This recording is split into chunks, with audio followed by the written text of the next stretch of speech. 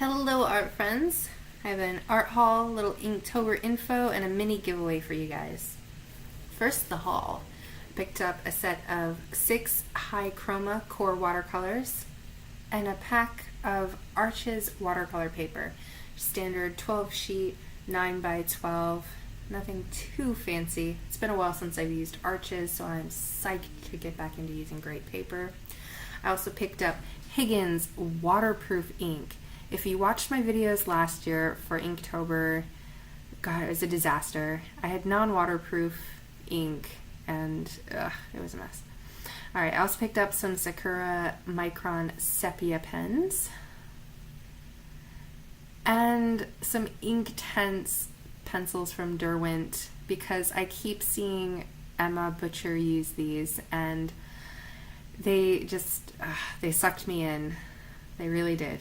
And I'll leave a link to Emma down below so you guys can check out her videos and see why I was so amped to get these. Alright, so I just ripped open the set of sepia microns and testing out, well, not even testing out, I have a set of black, I've had the sepia before, I've had the colored, been using these for ages. Not much else to say, minus I really don't like their brush marker. I love all their other sizes, all their other nibs. I'm not a fan of their brush marker. Anyways, I'm setting up a swatch sheet for the Derwent Inktense pencils. I will be using these sepia liners, my regular black micron liners, the Higgins ink, and the Derwent Inktense pencils for Inktober. We're already several days in, and you haven't seen a video from me. My plan had been, and still is, to put out one video a week on Sundays, 7 prompts at a time. And if you follow me on Instagram, shoot me a message if you're also taking part so I can take a look at your images. I have been posting up every day on Instagram, so you guys get a little sneak peek before the video comes out. And also on my Facebook page. Alright, so I'm swatching these out in their dry form, and in some of the areas I'm going a little bit heavier and some areas lighter. This will give me an idea of range of color and how strong the pigment is. It did take a little work to figure out how much water to use. I'm using Canson Bristol paper. It came in a huge sheet that I cut down into strips because that's what I'm using for Inktober. I made my own dream book. If you guys have seen those before, Pentelic has them. They kind of accordion out. I thought it was a really cool idea. I wasn't sure if I was going to do a full scene on each side with the prompts or just each prompt, but I settled on doing just a single prompt for each section of the book and wanted to test out the Inktense and of course the microns on this paper before I started. And the color on this Bristol, it just really pops. I did do a little swatch sheet on watercolor paper. It did not turn out quite as nicely. It was definitely less pigmented than these ones came out. So one of the main things that really got me going and made me want these pencils so bad is the permanency. Once your first layer dries, when you go back and put another layer or do another section of color, it's not supposed to lift or blend, it just stays put. That's exactly what I wanted. That's not exactly what they did. I'm not sure if it's because there was still a few pencil marks that didn't get fully blended in or not, but I will do a review video so that I'll know 100%. Alright, so on to the core watercolor. We were sent out a tube of core watercolor last year. I think it was more than a year ago, in one of the Art Snacks boxes, and it's when Golden first released the core paint, and I fell in love with it. It completely reignited my love of watercolor. The paint was just buttery smooth. It reactivated very quickly with water, and it just bright, rich pigment. So of course I waited until the price went down, and I picked up this set of 6 high chroma for I think around 21 and some change off of Amazon, and they're 5mm tubes. Each of their pre-made sets are 5mm tubes, but you can buy individual tubes. which was the selling point for me, getting the core over anything else. I'll probably pick up some Daniel Smith later on, or some M. Graham, but I originally thought I was going to get a set of Magello or Shin hand paint because I really do like the quality of those. The thing that drew me away from them was that you can't buy individual tubes of paint to replace. Whereas the core you can, Daniel Smith obviously you can.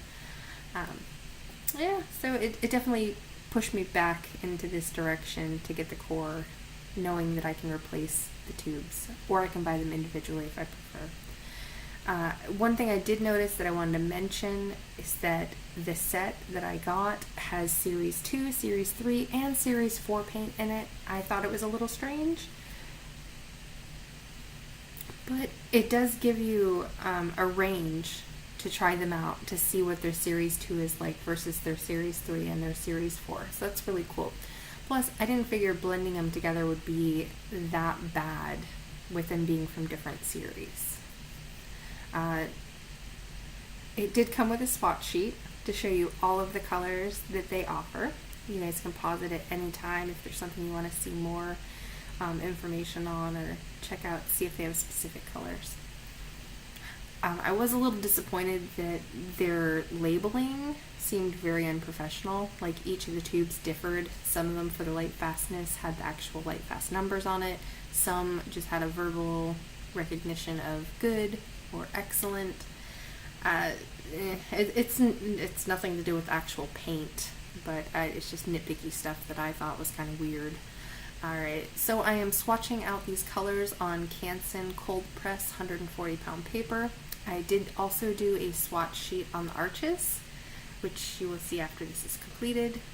On the top row here is just the colors directly from the tube onto the sheet after they had dried. The row directly below that is the colors mixed, and I offset them so that the two above are the color that's mixed in the below slot. Now, it's been a while since I've used arches. I did forget how rough and rigid that paper is, which is also very beautiful because it absorbs tons and tons of water and color. But trying to use my standard liner that I use in my Canson paper was not working on the arches. So I grabbed my Kiritaki, and I completely forgot that it's not waterproof.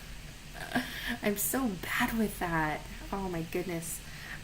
So the arches, you'll see it's very smudgy and muddy, which I thought had a very cool effect. But yeah. You can see once these dried, some of the colors that were mixed together did separate. I'm not 100% sure if that's because the two series, like the series were mixed up, or just me not mixing them properly, or that's just how they do. Alright, here's the arches swatch sheet. The colors popped. I also tried out the Jerry Q and the Grumbacher. The Grumbacher really, whew, my goodness, it popped on the arches paper. Jerry Q had no redemption. It still laid down like poo and was waxy and gross. Right after I filmed this, I trashed it. Alright, so right here is the giveaway part. I know it's not anything too super exciting, but I did do 2 swatch sheets of the core watercolor, and they're on Yupo paper, so it won't get soggy when you guys swatch them out. And in the packages behind it is a quarter sheet of the arches paper, and it's a cold press 140 pound paper, and a half of a 5x7 sheet of the Yupo paper, so you guys can swatch it out. And to enter in to win one of the two, all you have to do is type down below in the comments, swatch me. I will let it run for 2 weeks, and then I will randomly select 2 people to mail it out to. Doesn't matter if you're stateside or out of the US, it's open to all of you guys. So let me know down in the comments below if you guys are taking part in Inktober, so I can follow along to your videos and see all of your awesome artwork. And I hope you enjoy the video this Sunday. Don't forget, if you haven't subscribed, click on my face at the end of the video to subscribe. Click the bell to be notified of new videos. Thank you guys so much. Have an awesome week.